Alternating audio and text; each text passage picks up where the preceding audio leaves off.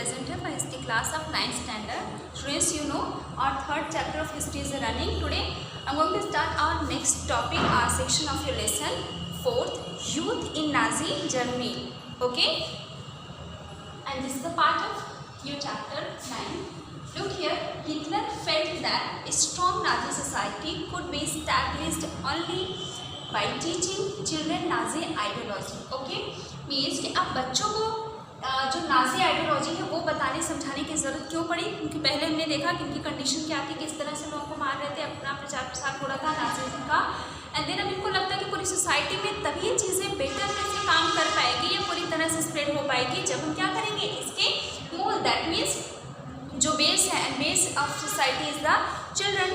तो अब बच्चों को इनको लगा कि हमें उन्हें ट्रेन करेंगे तभी जाकर के सोसाइटी में जो नाजीज़म है ये स्ट्रॉन्ग हो पाएगा। And then so for this purpose all schools were cleansed and purified. अब स्कूल क्लीन और प्योरीफाइड का क्या मतलब है, that means the teacher who were Jews are seen as politically unreliable were dismissed. Even ये dismiss ही नहीं किए गए, यानी जो जर्मन ये जो टीचर वहाँ के थे वो अगर आर्यन नहीं है, यानी कि जर्मन आर्य अगर वो नहीं है, ज्यूस है या अदर ग्रुप या कम्युनिटी है जो क्या मुझे लगता था कि अनडिजायरेबल है, उन टीचर्स को इन्होंने स्कूल से बाहर निकाला और स्कूल से बाहर ही नहीं निकाला, इवन डिसमिस करने के कुछ टाइम बाद उनको मार भी दिया गया। और इतना ही नहीं, बच्चों को इतना ज़्यादा डिफरेंस क्रिएट करेंगे उनके माइंड में कि आपको जो वहाँ पे जो जर्मन आ रहे थे उनके जो चिल्ड्रन थे उनको ये कहा गया कि आपको ज्यूस या अदर ऐसे अनडिजायरेबल कम्युनिटीज़ के जो स्टूडेंट्स हैं या जो बच्चे हैं उनके साथ आपको बैठना नहीं, उनके साथ आपको खेलना नहीं है।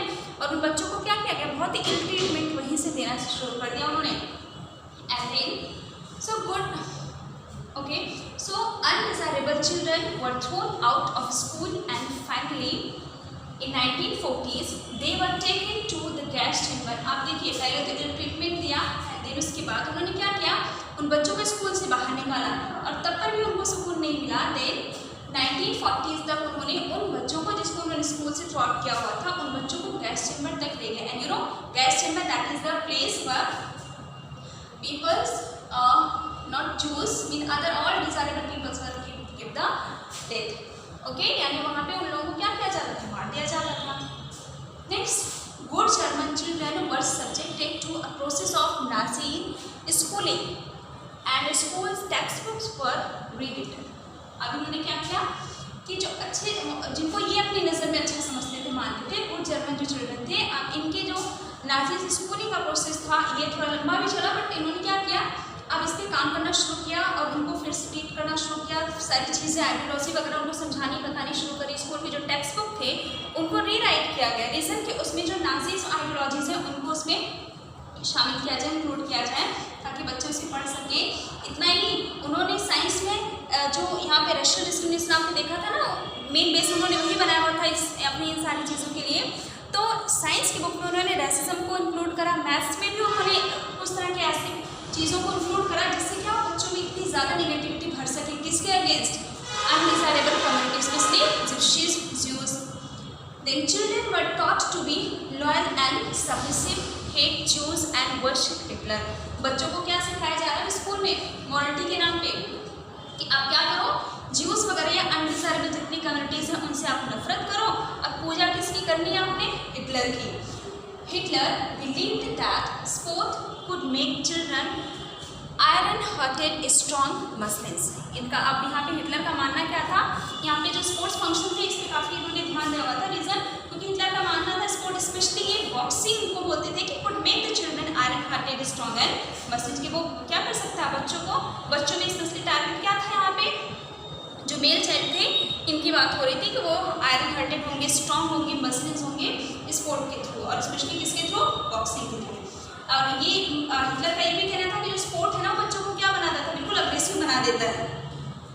Then 10 years old has to enter Jungvolk. अब ये जंग वॉक क्या था, means Nazi youth group of children for children below 14 years of age. एक ऐसे प्लेस, ऐसा ग्रुप, ऐसी जगह जहाँ पे 14 ईयर से कम बच्चों को रखा जाता था। तो जब बच्चे कितने एज के होते थे, 10 ईयर ओल्ड होते थे, देन उनको जब वो पे रखा जाता था। And then after 4 years, that means at the age of 14 boys had to join the Nazi youth. और 14th ईयर की एज होने पर बच्चे को नाजी यूथ ऑर्गेनाइजेशन को ज्वाइन कराया जाता था, जो आगे चल करके हिटलर यूथ नाम इसका पड़ेगा. So where they learn to worship. आप देखो यहाँ पे जो नाजी यूथ ऑर्गेनाइजेशन था, इसमें बच्चा सीखता क्या था? Learn to worship war, glorify aggressive and violence, condemn democracy.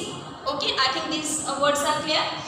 Democracy and hate all those categorised as undesirable. उसके साथ साथ क्या करो, जितने भी अनडिजायरेबल कैटेगरीज हैं सोसाइटी के, उनसे नफरत करना सिखाया जाता था. So after a period of training, ये सारी इस तरह की ट्रेनिंग देने के बाद they join the labour service. अब लेबर सर्विस में क्या होता था? Usually at the age of 18, जब बच्चा 18 ईयर का होता था, उसको लेबर सर्विस ज्वाइन करनी होती थी. And they had to serve in armed forces and enter one of the Nazi organisation. Okay, उसके बाद फिर बच्चा क्या करता था? नाजी ऑर्गेनाइजेशन में एंटर करता था. And the youth league of the Nazi was founded in 1922.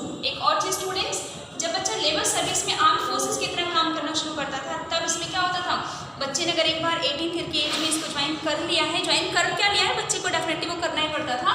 और अगर उसने ज्वाइन करा, उसके बाद वो टिल द डेथ, यानी जब तक ये ग्रुप ना चाहे, नाजीज ना चाहे, या जब तक उसकी डेथ ना हो, वो अपनी मर्जी से छोड़ नहीं सकता था.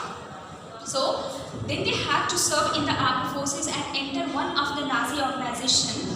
The Youth League of the Nazi was founded in 1922. Okay, and 4 years later it was renamed Hitler Youth. Okay, और 4 year later यही जो यहाँ पे नाजीज नाम से है यूथ लीग, इसी का नाम क्या पड़ेगा यहाँ पे? Hitler youth. Okay, so I think this would be clear. But as usual, don't forget revision of the portion. I think students, whatever has given as a homework, you have to read from your own book. See these pictures with the face, different face with the ears. Okay, so this is also very important and compulsory. Don't miss this page. Read and revise. So thank you. Have a nice day.